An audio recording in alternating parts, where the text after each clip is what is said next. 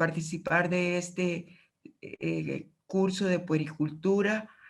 Yo soy la doctora Celina Guzmán, pediatra gastroenteróloga. Trabajé como asistente de gastroenterología en el servicio del Hospital Nacional de Niños de Costa Rica y actualmente me desempeño como pediatra gastroenteróloga en la Clínica Católica. Agradezco, como dije, al doctor Martínez por haberme permitido participar en este simposio. El tema que me toca desarrollar en esta tarde es el estreñimiento funcional pediátrico. Vamos a empezar con la agenda. Vamos a empezar con definiciones, prevalencia, conceptos de fisiología de la defecación, fisiología del estreñimiento crónico, factores desencadenantes de estreñimiento funcional, diagnóstico, tratamiento y prevención. ¿Qué son los trastornos funcionales gastrointestinales? Y les traje una definición del doctor Drossman, que es una de las autoridades mundiales sobre trastornos funcionales. Él no solo publica mucho, sino que también es investigador. Se caracterizan estos trastornos funcionales por anormalidades fisiológicas, morfológicas en su manera de presentación, o sea, clínicas.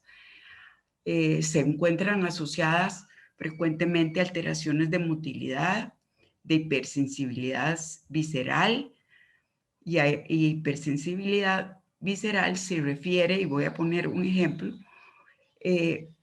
si alguien normal sin ningún trastorno funcional, como sería estreñimiento o más claramente el síndrome de intestino irritable, para sacar un pedillo, nadie se dio cuenta, nada pasó. Pero estas pacientes con trastornos funcionales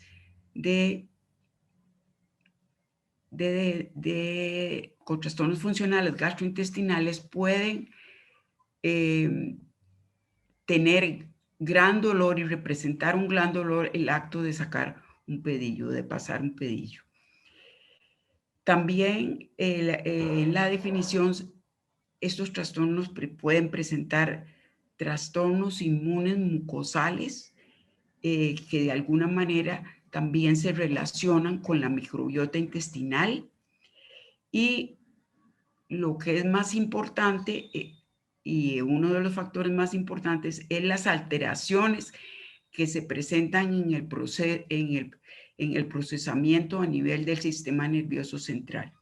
Y esto es lo que se ha denominado y que ha sido objetivo de múltiples investigaciones, el eje cerebro-intestinal. Entonces vamos directamente al estreñimiento funcional pediátrico. Es un problema común en pacientes pediátricos, representa 3 a 5% de las consultas y 25% de consulta en gastroenterología. La causa es causa de visitas al departamento de emergencias, tiene efectos psicológicos estresantes tanto para el niño como para la familia, y además constituye una carga económica para los sistemas de salud. La definición de estreñimiento funcional según los criterios de Roma 4, y Roma 4 es una fundación con los fines de investigar sobre estos trastornos funcionales que son tan frecuentes en nuestra población, y que periódicamente se reúnen a analizar la bibliografía y la investigación que ha habido para dar un criterio, para estandarizar con objetivos de investigación y de publicaciones, para estandarizar estos trastornos. Entonces, estos criterios que voy a dar son los de estreñimiento funcional correspondientes a la reunión de Roma 4 en el 2016. Entonces, en niños mayores de 4 años se define como 2 o menos defecaciones en la taza por semana, al menos un episodio de incontinencia fecal o encopresis por semana, historia de posturas retentivas o retención voluntaria de heces, y ahí pueden ver en la lámina, estos niños están usando prácticamente toda su musculatura para impedir la defecación en forma voluntaria.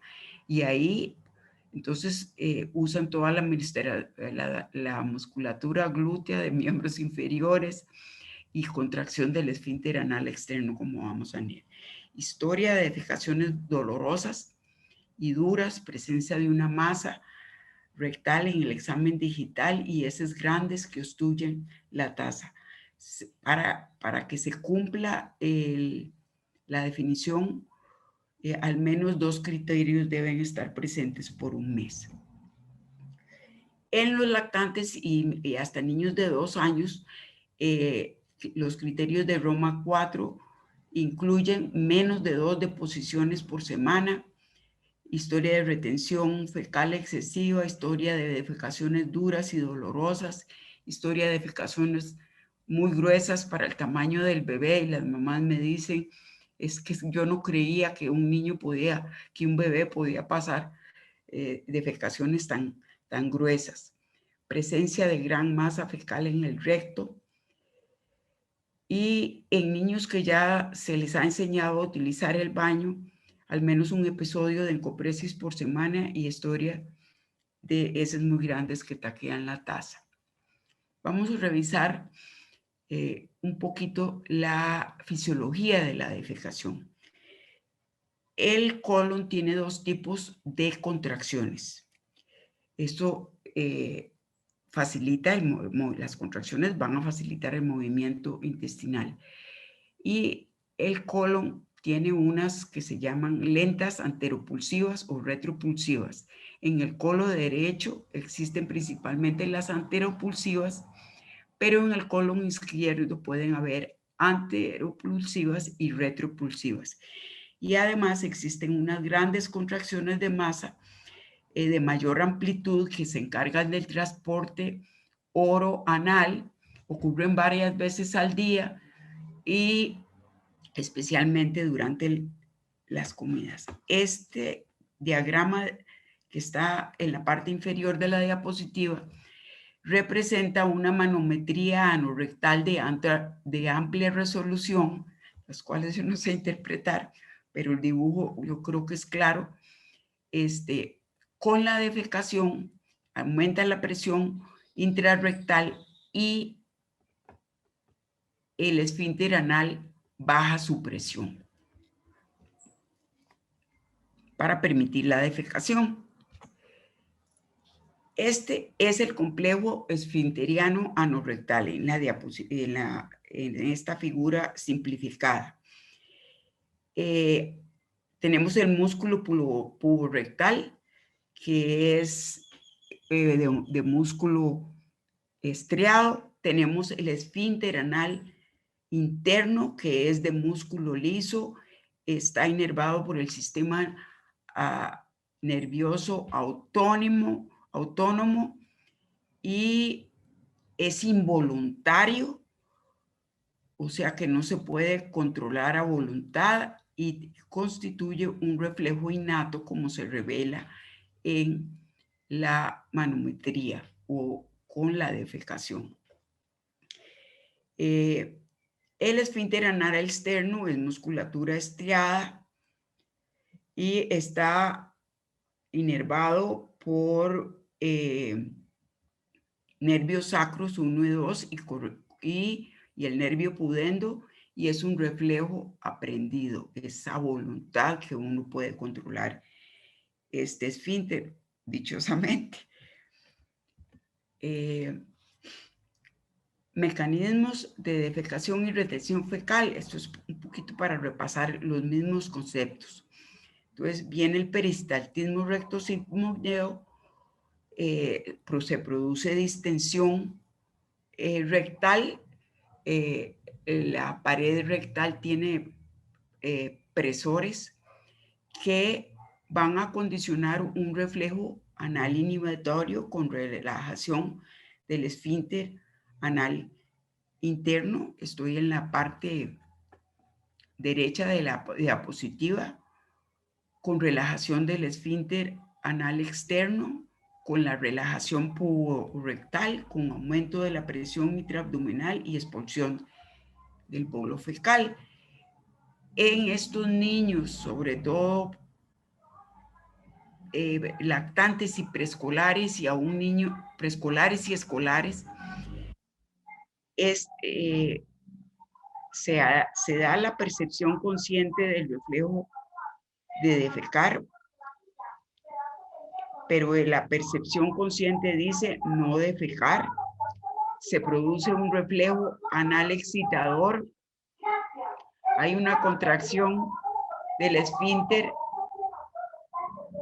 anal externo, hay una contracción puborectal, hay una acomodación de la pared rectal y desaparece la urgencia. Este es el círculo vicioso que ocurre en estos niños. Hay temor a la defecación por un bloqueo voluntario, hay retención fecal, hay distensión del recto, hay una compactación y deshidratación porque el intestino tiene ese efecto de absorber agua, entonces se vuelven estos grandes fecalomas que obstruyen, que son difíciles de pasar, que el niño llora, que puede sangrar. El pasaje de estas masas fecales puede condicionar fisuras, hay más dolor y se aumenta el temor a la defecación. Entonces, esto realmente constituye una problemática que casi es una urgencia para las familias y para los médicos que vemos estos niños. ¿Qué factores favorecen episodios de estreñimiento en la infancia?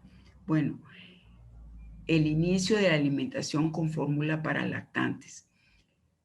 Los episodios de estreñimiento en lactantes amamantados son raramente,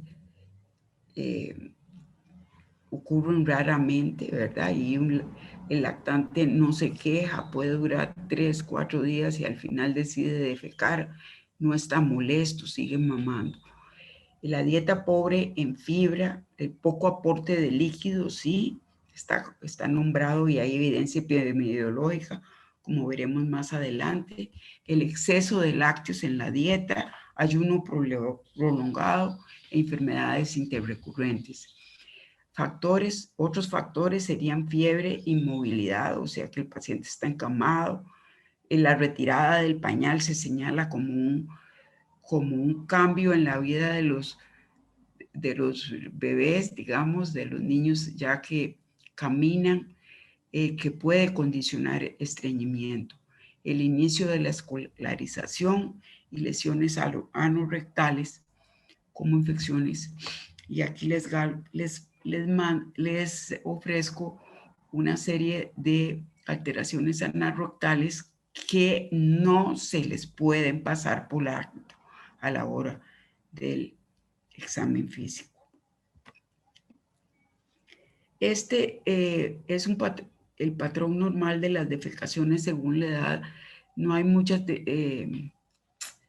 publicaciones más recientes, pero esta es un estudio inglés que lo publicó en percentilos, y vamos a ver cómo el 50 percentilo de los lactantes menores o en el periodo neonatal tienen 2.7 defecaciones por día, mientras que el 97 percentilo serían 6. Hay otro estudio más viejo de los años 50 en que creo que el autor se escribe como Nihan, señala que hasta 13 deposiciones en los neonatos hasta de 1 mes. Y vemos que en niños mayores de 6 años el 50 percentilo sería 1 y el 97 percentilo sería 1.9. Indicadores de que el niño está preparado para el control de esfínteres, porque vimos que el control de esfínteres puede coincidir con una etapa que hace que el niño más bien quiera retener, pero que hay unos indicadores que uno puede identificar por la historia clínica y decirle a la madre si ya este niño podría irlo ayudando a hacer el entrenamiento del esfínter anal. Fisiológicos es el control voluntario del niño. El niño dice caca y se espera y la mamá le dice vamos corriendo al baño y el niño puede controlar su esfínter anal externo. Otros madurativos que son la capacidad de ir caminando al baño, la estabilidad para mantenerse sentado en la taza, la capacidad receptiva verbal, o sea, entiende órdenes verbales, la capacidad de expresar necesidad de ir al baño, conductuales, la capacidad de imitar conductas, la capacidad de colocar cosas en su sitio y decir no para manifestar independencia. Conductuales, quiero aquí enfatizar la capacidad de imitar conductas.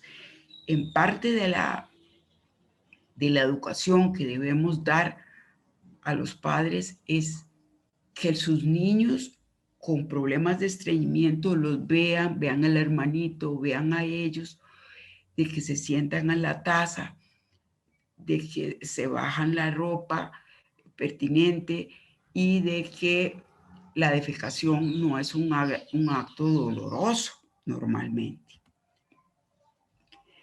Y aquí estamos hablando de estreñimiento funcional.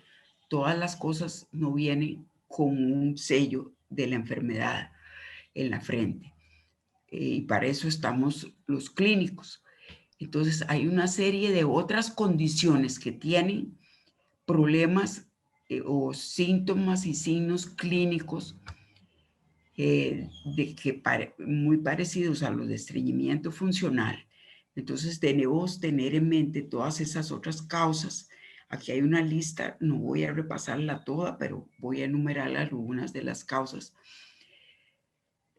orgánicas de estreñimiento: alteraciones anatómicas, el ano imperforado, la calasia anal, la estenosis anal, alteraciones neurológicas y psiquiátricas, la parálisis cerebral, las encefalopatías, enfermedades digestivas que pueden causar con estreñimiento, como la enfermedad celíaca y la alergia alimentaria, las alteraciones de motilidad, la más frecuente, la enfermedad de Hirschsprung, siempre hay que tenerlo en mente. Acordarse que fármacos también pueden ser causa de estreñimiento, por eso la historia debe señalarnos cuáles medicaciones está recibiendo el niño. Y tenemos también enfermedades endocrinas y metabólicas que pueden cursar también con estreñimiento. De ellas el hipotiroidismo no se nos puede olvidar, y hiperparatiroidismo. El diagnóstico, bueno, realmente el diagnóstico clínico es sencillo si pensamos también en un diagnóstico diferencial, pero la historia clínica dirigida es uno de los pilares. Sabemos que prácticamente una gran mayoría, y esto puede ser hasta el 95% de los casos, van a ser estreñimiento funcional, pero no queremos dejar por alto todas las otras causas orgánicas y no ser objeto de los abogados encima nuestro. La importancia de la historia clínica y el examen físico consiste en excluir otras causas que se presentan con dificultades para la defecación e identificar las complicaciones.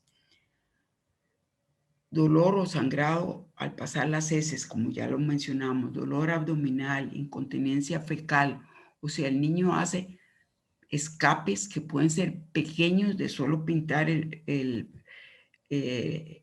digamos, el calzoncillo o la mantilla, o puede tener prácticamente toda la deposición.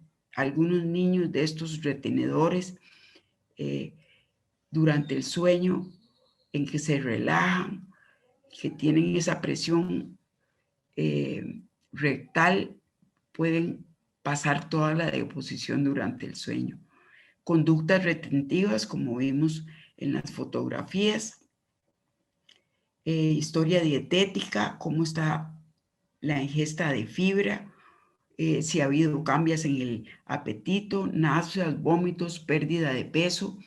Usualmente no son característicos 100% de un estreñimiento funcional, entonces debe llamarnos un poco la atención acerca de si hay otra causa.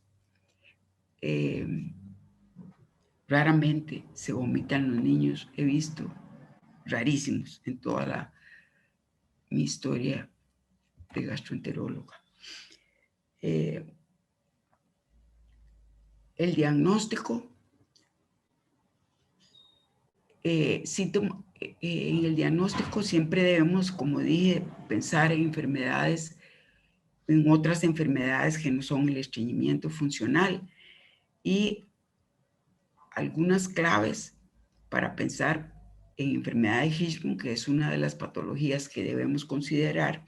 Paso tardío del meconio después de 48 horas, pero recordarse que 50% de los pacientes con enfermedad de Hirschsprung han tenido pasaje del meconio antes de 48 horas.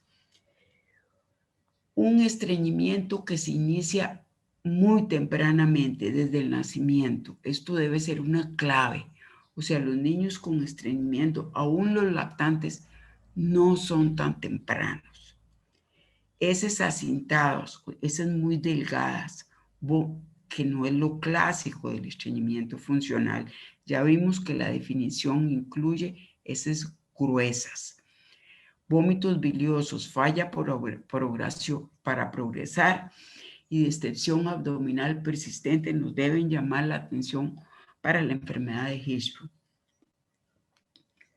Obtener información sobre el tratamiento presente o pasado, todas las medicaciones como ya mencionamos, tratamientos naturales, tratamientos psicológicos, vamos a investigar, historia del desarrollo psicosocial, alteraciones de la vida familiar, interacción con otros niños, temperamento del niño, historia familiar, buscar otras enfermedades gastrointestinales. La enfermedad celíaca puede presentarse como estreñimiento, la alergia alimentaria a la leche de vaca puede presentarse como estreñimiento. Raramente, pero sí está publicado y aceptado. La enfermedad de Hirschsprung, la enfermedad inflamatoria intestinal y otras ya las mencioné. Causas endocrinas, tiroides, acuérdense del examen tiroideo, paratiroideo, enfermedades renales y la fibrosis quística del páncreas también puede presentarse como periodos de estreñimiento. Del examen físico, importantes los parámetros del crecimiento que son vitales en pediatría, el examen abdominal, el tono muscular, la distensión, las masas fecales, inspección de la región perianal. Algunas veces nos encontramos heces alrededor del ano que implican encopresis o en la ropa interior, eritema, repliegues, fisuras anales que se han producido por el paso de heces muy gruesas. Examen de la región lumbosacra es vital, como fositas lumbares, zona lumbar con pelo, desviación glútea, genesia sacra. En el tacto rectal evalúa la presencia de estenosis o de masa fecal y y la evacuación explosiva de las heces al retirar el dedo sugiere enfermedad de Hirschsprung debido a un esfínter hipertónico. Aquí les traje algunas muestras de sugestivos de enfermedad orgánica, como son esta radiografía que muestra una agenesia sacra. Esos pacientes tienen desviación de los pliegues glúteos, una lesión que muestra pelo en la región lumbar debe hacernos pensar en disrafismo de la médula espinal con inervación defectuosa de esfínteres. Las fositas lumbosacras son otra cosa que nos debe hacer pensar en disrafismo de médula espinal, oculto o no oculto. Este sería la tercera imagen de disrafismo no oculto, y la última imagen es un sinus dermal profundo que oculta un lipoma intracanal medular y que tiene un síndrome que se llama de médula anclada, ¿verdad? Que van a cursar con alteraciones de la movilidad de miembros inferiores y con estreñimiento. En el examen físico buscará el reflejo anal y el reflejo cremastérico. El reflejo anal lo puede hacer uno con una hojita doblada, digamos en punta, hacer como algo suave, y exactamente en los pliegues que se ven anales, ¿verdad? Esos repliegues anales,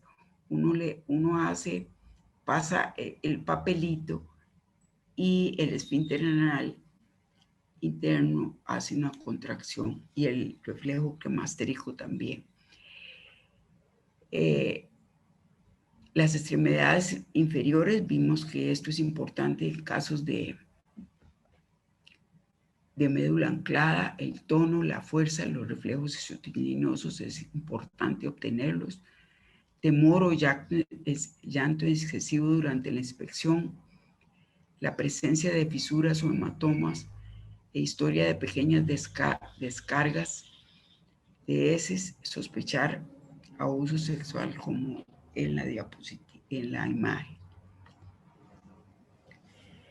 Estas son algunas recomendaciones que aparecen en las normas conjuntas norteamericanas y europeas sobre la evidencia que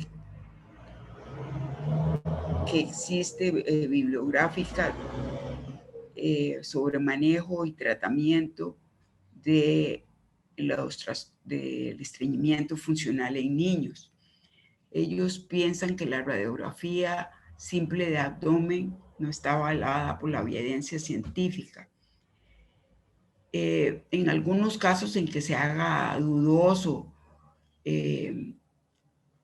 de que se trata de un estreñimiento funcional, o que el paciente o la familia rehúsen el tacto rectal, pues se puede hacer una radiografía simple de abdomen para mostrarlo, la gran cantidad de heces distribuidas en el hemiabdomen, usualmente en el hemiabdomen inferior.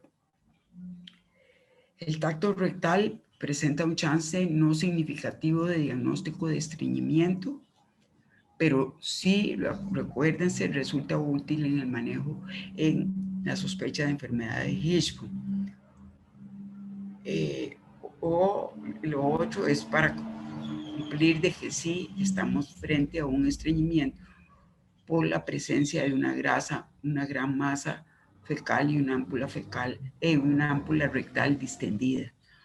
El colon por enema no está recomendado en la evaluación inicial y el colon por enema no reemplaza la biopsia rectal por succión o la manometría rectal para el diagnóstico de la enfermedad de Hirschsprung.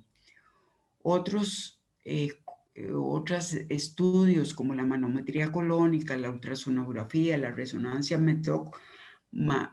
magnética no están indicados si no hay evidencia de anomalías neurológicas. Vamos a pasar ahora al tratamiento. Ya hicimos el diagnóstico como les dije, basados básicamente en una historia clínica dirigida y un examen físico dirigido. La impactación fecal, ya sea porque tocamos grandes masas, el tratamiento de la impactación fecal, ya sea porque tocamos grandes masas de heces en el abdomen o porque el tacto rectal nos dijo hay una ámpula muy dilatada, hay una masa fecal pétrea como piedra o gran cantidad de heces. A veces estos niños tienen inclusive heces que no son duras, pero no las quieren pasar. Entonces, en estos casos, vamos primeramente a desimpactar. Lo podemos hacer por la vía oral o por la vía rectal. El medicamento que tiene mayor investigación es el polietilenglicol, administrado por vía oral, debe darse a dosis altas. Yo usualmente manejo más bien la dosis, ahí dice, según las normas del 2014, las normas conjuntas del 2014, ellos hablan de 1 o 1.5. Sí es cierto que hay niños más sensibles que otros al medicamento, pero yo prefiero la dosis un poquito más alta, más cerca del 1.5 gramos por kilo por día. De 3 a 6 días, estas dosis terminan dando diarrea, así es que también hay que alertar a los padres sobre la administración de suero, inclusive para tratar diarrea con 60 miliequivalentes de sodio. Usualmente no he tenido que usar 6 días, ya con 3 o 4 días ya estos pacientes han evacuado las grandes masas. Y si la vía rectal por algo, la vía oral no pudiese ser, siempre está la vía rectal y lo que se usan son sulfatos y sulfatos de sodio. En nuestro país está el FLIT, enema pediátrico, que tiene 2 gramos de sodio por 67 mililitros y ahí está nombrada la dosis. Yo usualmente del FLIT pediátrico, prácticamente en niños mayores de 2 años pongo todo el enema de 67 mililitros.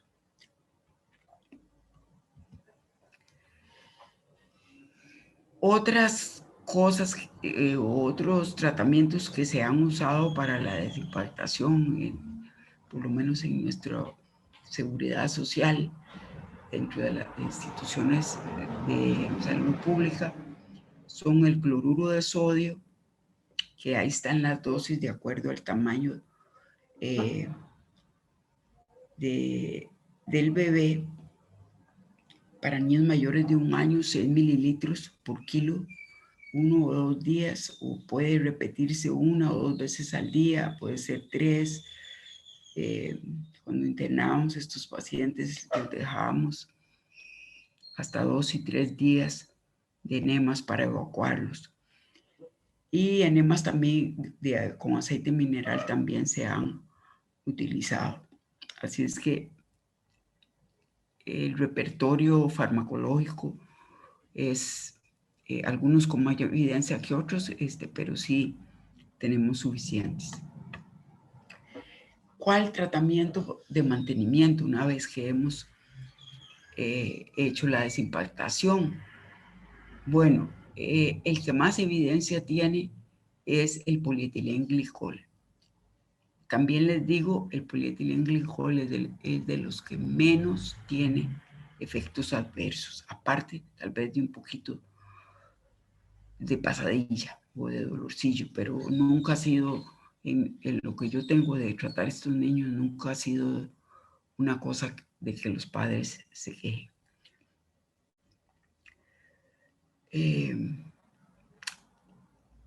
Es superior a la lactulosa, a la leche magnesia, al aceite mineral o al placebo, el polietilenglicol. Hay más estudios que han evaluado la efectividad que la lactulosa. Hay pocos estudios con leche magnesia y aceite mineral, pero la lactulosa puede usarse desde edades muy tempranas, desde el periodo neonatal en esos lactantes con estreñimiento. A la dosis que ahora vamos a ver. Y el tratamiento crónico con polietilenglicol, según las normas estas conjuntas norteamericanas y europeas, ellos no avalan el uso de enemas durante el uso crónico. Yo tampoco lo hago porque, o sea, la manipulación rectal ha sido una cosa que estos niños han tenido por historia, porque han ido a servicios de emergencias y les ponen un enema, porque la familia ha utilizado enemas o supositorios. Entonces esto crea todavía más aversión a la medicación. Entonces lo que puede hacer es uno, si está en tratamiento con polietilenglicol, usar una dosis un poquito más alta o adjuntar otro laxante, como la lactulosa podría ser, ¿verdad? Para poder continuar con el tratamiento. Y en ausencia de PEG, la lactulosa es la más indicada. También la lactulosa tiene pocos efectos adversos, sí da un poquito de distensión abdominal por gases, por la fermentación que hacen las bacterias, y entonces los niños se tiran más flatos.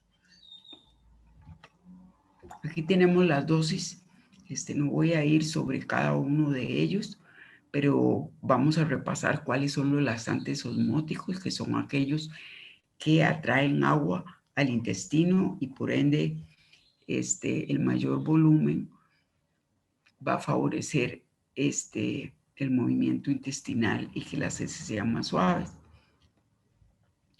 Está la lactulosa, está el polietilenglicol, está la leche de magnesia, están los suavizantes de heces como el aceite mineral. Luego tenemos los laxantes estimulantes de la motilidad, como son el bisacodil, el sena, el picosulfato de sodio. Y tenemos las formas rectales, como son los supositorios de bisacodil, el sodio endocosato, que yo creo que no lo tenemos en nuestro país, sodio, el fosfato de sodio, el cloruro de sodio y el aceite mineral para ser también usado no solo por vía oral, sino por vía rectal. Aquí les traje rápidamente algunas de las presentaciones que tenemos en nuestro país de laxantes. Nosotros tenemos un frasco de polietilenglicol de 300 gramos. Hay una casa que tiene el frasco de 300 gramos y que sí tiene una medida dosificadora que es de 6.7 gramos. Tenemos sobres que son de 17 gramos. Tenemos la lactulosa líquida, que es el Dufalac, que 15 mililitros tienen 10 gramos de lactulosa, para que ustedes hagan el cálculo basado en la dosis. Tenemos el picosulfato de sodio en la forma de Anara. La solución de picosulfato en frasco gotero tiene 7.5 miligramos de picosulfato de sodio por mililitro. El Picolax tiene una presentación en gotas también que es similar. 100 mililitros o 1 mililitro va a tener... no, mentiras, este es todavía más... Este es más concentrado, perdón. El Picolax tiene 100 mililitros. No es igual la presentación, perdón. 100 mililitros tiene 750, o sea que 1 mililitro tiene igual que la Nara, 7.5 miligramos por mililitro. El Bisacudil lo tenemos en supositorios de 10, tabletas de 10 y de 5 gramos. Y tenemos un Fleet enema pediátrico de 67 mililitros que contiene todas esas cantidades de sodio en gramos. El total en los 67 mililitros. ¿Cuánta duración al tratamiento farmacológico? En realidad no hay estudios y no encontré yo estudios que indiquen la duración recomendada. La guía conjunta recomienda 2 meses. Y en pacientes que ya han alcanzado el control que no han alcanzado el control de esfínteres, entonces el tratamiento lo vamos a mantener hasta que ese niño alcance el control de esfínteres. La mayoría de los autores recomiendan 4 a 6 meses, eso es lo usual. Y la otra condición es que la duración del tratamiento, porque es diferente tratar a un preescolar que no entiende todavía toda la fisiopatología del estreñimiento, que tratar a un niño escolar. Entonces va a depender de la edad del niño, de la cooperación de la familia, de la administración del medicamento y de la duración del estreñimiento al diagnóstico. O sea, ¿ok? Y aquí otro punto importante es que debemos retirar el medicamento en forma paulatina durante algunas semanas. Se va disminuyendo la dosis. Otras recomendaciones de tratamiento. Bueno,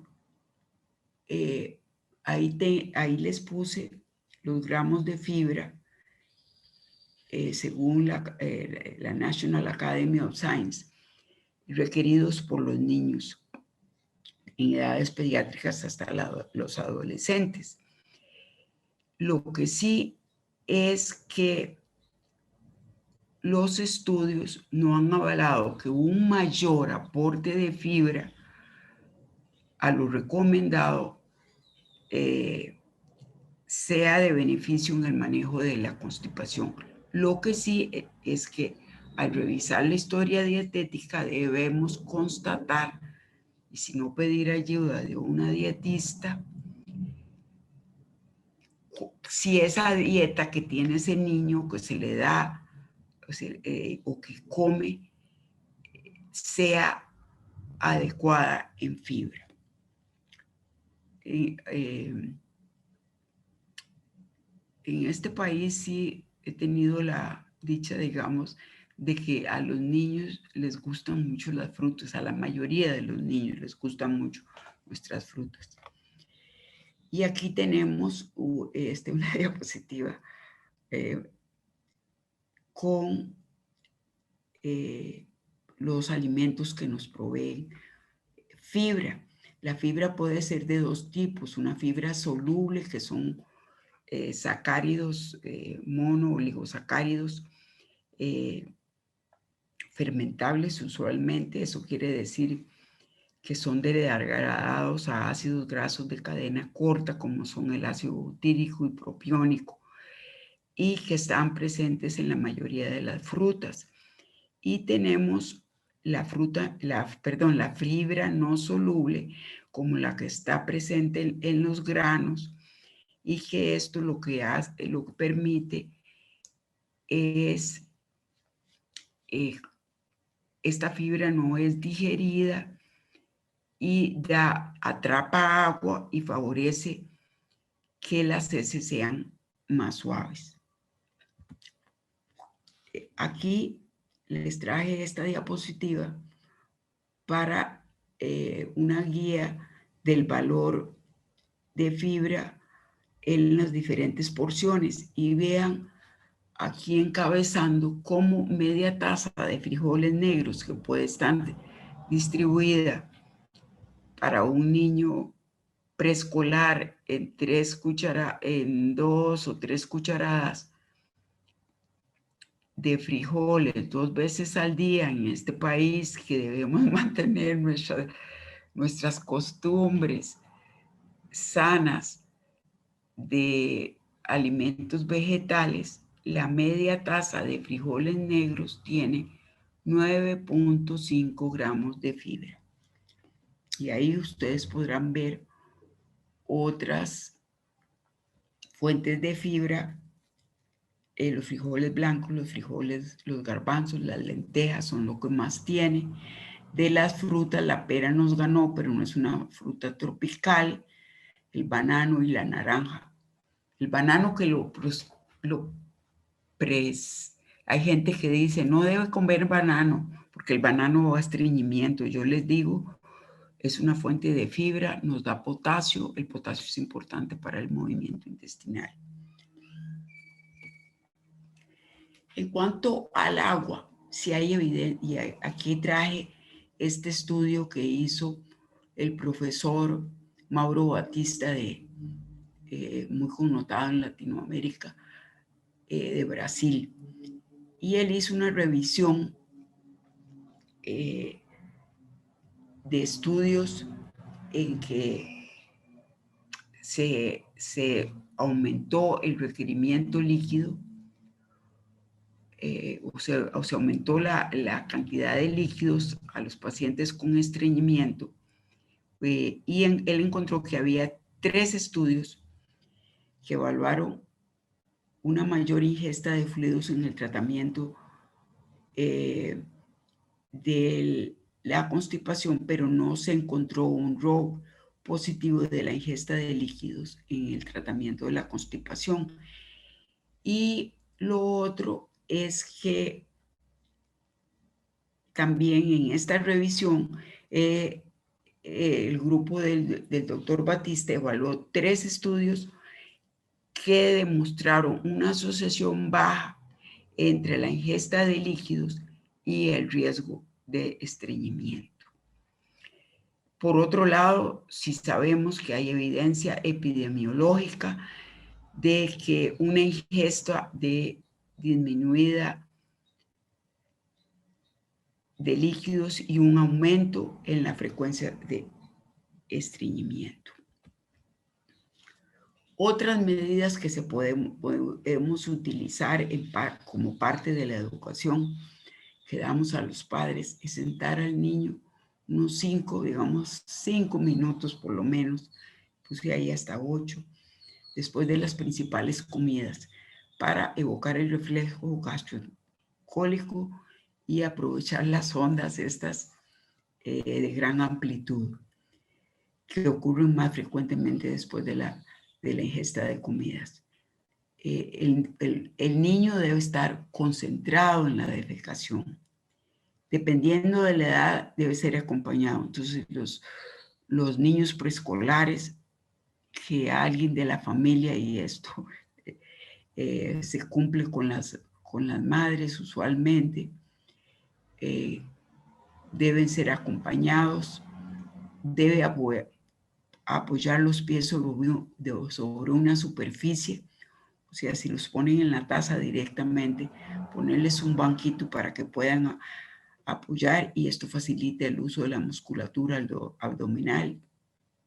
Y el otro punto es evitar grandes cantidades de leche. Yo me he encontrado niños que se toman entre 1,5 y 2 litros de leche. Claro, no comen otra cosa porque están llenos con la leche. Entonces, no más de 500 mililitros.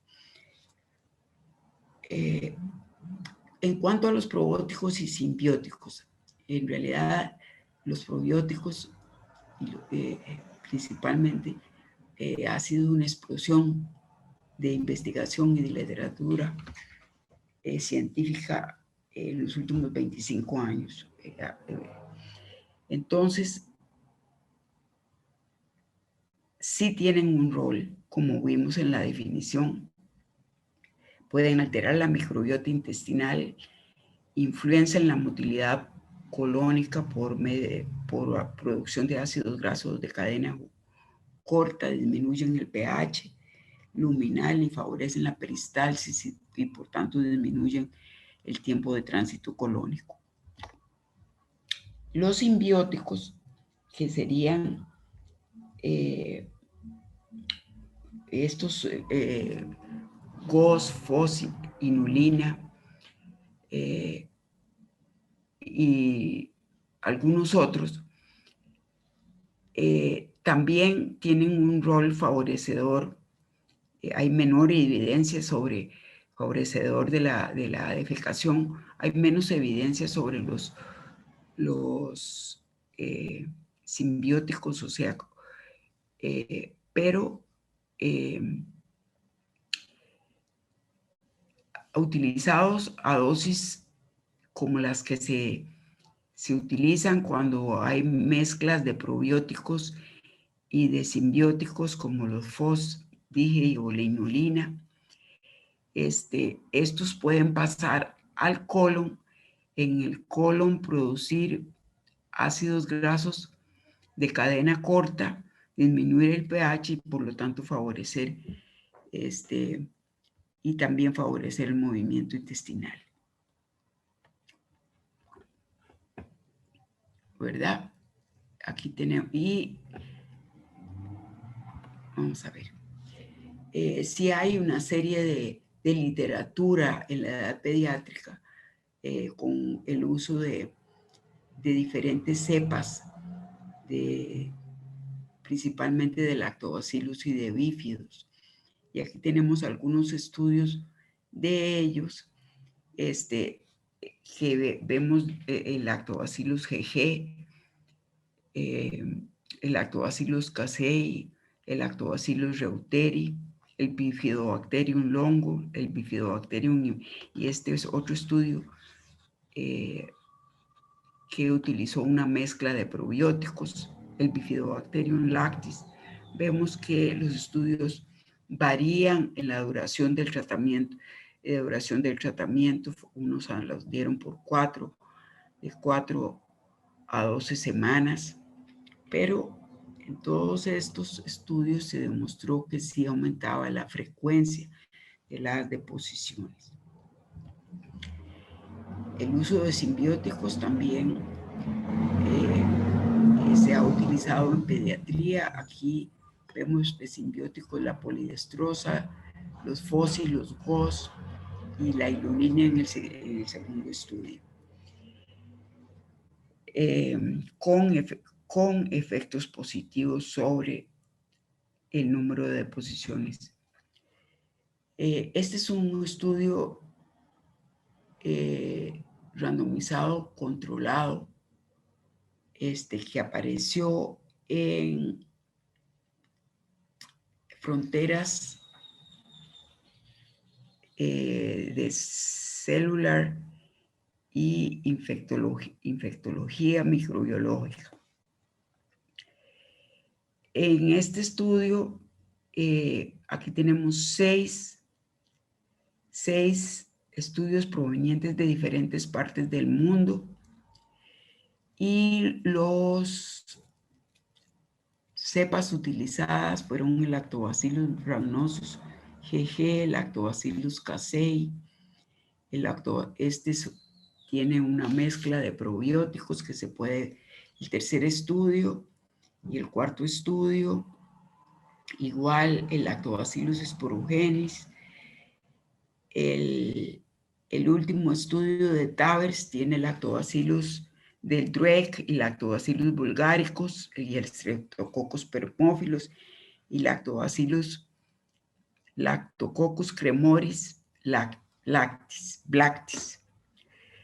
La duración, vemos que, bueno, vieron la definición, algunos utilizaron los criterios de Roma 3, que son muy parecidos a los de Roma 6, de la definición de estreñimiento funcional. Y ahí están las dosis utilizadas. Este es un plot de Forest que señala de este metaanálisis que hubo el total de los estudios, que fueron 6, señala un efecto positivo en el número de evacuaciones. La segunda parte enunciada como B, el efecto, señala el efecto de la edad, y la tercera parte señalada como C, es un análisis un subanálisis por área geográfica. Sin embargo, sí hay estudios que han demostrado que el área geográfica no impacta la prevalencia de estreñimiento. Otras medidas y fármacos. Y esto en base a las normas conjuntas norteamericanas y europeas. Terapia alternativa no es recomendada. Esto incluye acupuntura, homeopatía, terapia mente-cuerpo, manipulaciones musculoesqueléticas, como las que hacen los quiroprácticos, yoga. No hay estudios randomizados controlados. La estimulación eléctrica transcutánea. Esto consiste en poner electrodos que se colocan sobre la piel debajo de la parrilla costal. Hay 2 electrodos paraespinales, 2 abdominales, y sobre los músculos entre T9 y lumbar 2, que producen corrientes sinusoidales a través del cuerpo. Eso constituye la estimulación eléctrica transcutánea. Apenas se están haciendo estudios investigacionales en pediatría. La terapia psicológica de terapia, o sea, la terapia de comportamiento cognitiva no está recomendada, no hay estudios. Sin embargo, si tenemos un niño con estreñimiento funcional que además tiene otros problemas relacionados al comportamiento, en este caso sí debemos referir a un psicólogo, no para el tratamiento en sí del estreñimiento, sino para el tratamiento de esas otras condiciones del comportamiento. Y fármacos relativamente nuevos como el levoiprostol, el linaclotide y prucalopride en pediatría apenas empiezan a aparecer algunos estudios. Otras medidas y fármacos. Bueno, para el estreñimiento intratable, y yo en este país todavía no lo he visto hacer, pero sí he visto en otros lares, sí está recomendada un procedimiento quirúrgico que se llama enemas colónicos anterógrados, y esto es poner en el área de ciego o apéndice un estoma como con digamos igual que los PECs, en que se adapta una sonda para hacer enemas anterógrados. Esta ya sería un estreñimiento intratable que lleva años, que a pesar de tratamiento farmacológico no ha respondido. Entonces la calidad es de vida de esos pacientes se deteriora ostensiblemente. El pronóstico, los niños referidos al gastroenterólogo pediatra, más o menos el 50% se recuperan y tienen más de 3 defecaciones por semana. No requiere lactantes cuando son evaluados 6 y 12 meses después. Un 10% van a continuar con laxantes y el 40% continúan sintomáticos a pesar del uso de laxantes, y un 50 y 80% se mantienen recuperados entre 5 y 10 años después de tratamiento con uso ocasional de laxantes. Lo que sí se ha visto es que una referencia tardía al gastroenterólogo de más de 3 meses desde el inicio de síntomas correlaciona con una duración más prolongada de los síntomas. ¿Qué podemos hacer como prevención? Bueno, la gran maestra de la lactancia materna, la fibra de la dieta, requerimientos de acuerdo a la edad. Otra cosa muy importante es no medidas coercitivas, y de esto sí hay estudios, al momento de la retirada del pañal. Y en la escuela, baños limpios, puertas cerradas, con seguro, y facilitar al niño uso del baño cuando tenga necesidad. Yo les digo a los padres, hablen con los maestros para que se les permita ir al baño si estos niños tienen la necesidad de hacerlo durante el periodo escolar. Muchas gracias por su atención. Les dejo mi email, aunque sea en forma verbal, por si tienen preguntas.